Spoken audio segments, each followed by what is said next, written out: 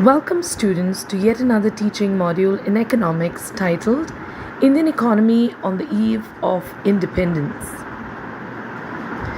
Let me first outline the objectives of this lesson, which is to understand the state of the Indian economy on the eve of independence, to understand the factors that led to the underdevelopment and stagnation of the Indian economy, to study about the decline of agricultural and industrial sector on the eve of independence.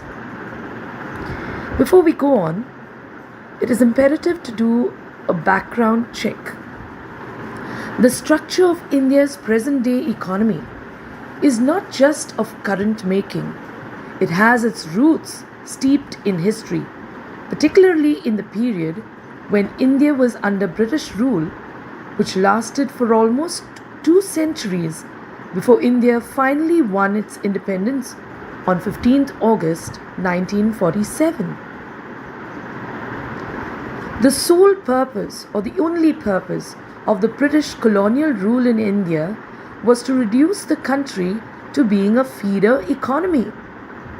For Great Britain's own rapidly expanding modern industrial base, an understanding of the exploitative nature of this relationship is essential for any assessment of the kind and level of development which the Indian economy has been able to attain over the years.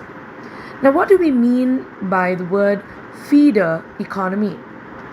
Well, Great Britain treated India as a country that would give Great Britain's industrial sector raw materials, and so Great Britain treated India as a feeder economy. Let us look at the agricultural sector during the British rule.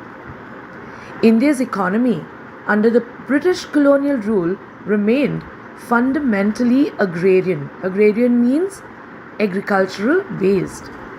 About 85% of the country's population lived mostly in villages and derived livelihood directly or indirectly from agriculture. However, despite being the occupation of such a large population, the agricultural sector continued to experience stagnation. What do we mean by stagnation?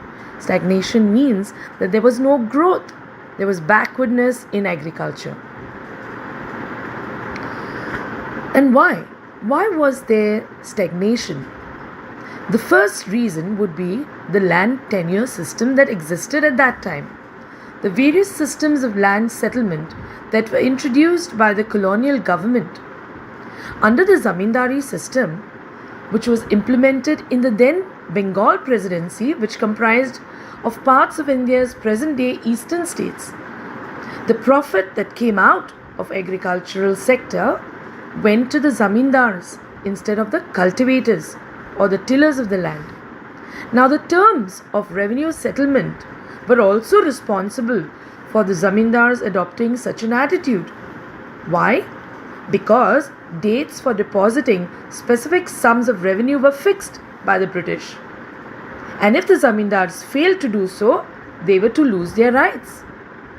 So that is why they exploited the farmers. The second reason for stagnation would be that no improvements were made in agriculture. There were low levels of technology, lack of irrigational facilities, low level of land development, and very negligible use of fertilizers. All this added up to increase the plight of the farmers and contributed to the low level of agricultural productivity. The British did not help to make any improvements in the field of agriculture. Instead of producing food crops, now they were producing cash crops or commercial crops, which were to be ultimately used by British industries back home.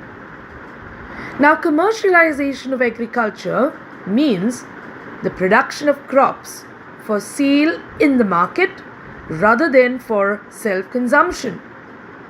Farmers were forced to cultivate commercial crops like indigo. Indigo was required by the textile industry in Britain for dyeing of the textile. As a result, there was a fall in the production of food crops. The farmers had to suffer from frequent occurrence of famine or lack of food. Indian agriculture was transformed into a raw material exporting sector for England, like I told you earlier. So also the partition of the country in 1947 adversely affected India's agricultural production. How? A sizable portion of the undivided country's highly irrigated and fertile land went to Pakistan. The rich food producing areas of West Punjab and Sindh went to Pakistan. It created food crisis in the country. Also, the whole of fertile land under the production of jute went to East Pakistan. So the jute industry was most severely affected due to partition. The economic policies that were pursued by the colonial government or the British government in India were concerned more with the protection and promotion of the economic interests of their own home country rather than with the development of the Indian economy. Thus, at the time of independence in 1947, India was a poor and underdeveloped country. At that time, agriculture was in a poor condition and mineral resources were not fully used.